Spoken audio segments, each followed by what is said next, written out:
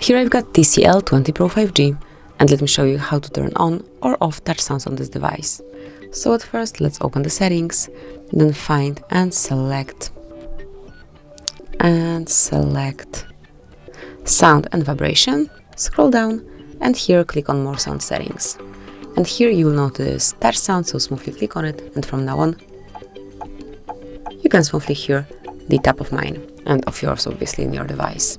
So this is it. This is how you can activate touch sounds on your device. Obviously, if you'd like to mute it, just unmark the switcher and it will be muted right now. So this is it. That will be all. Thank you for watching. Please subscribe our channel and leave the thumbs up.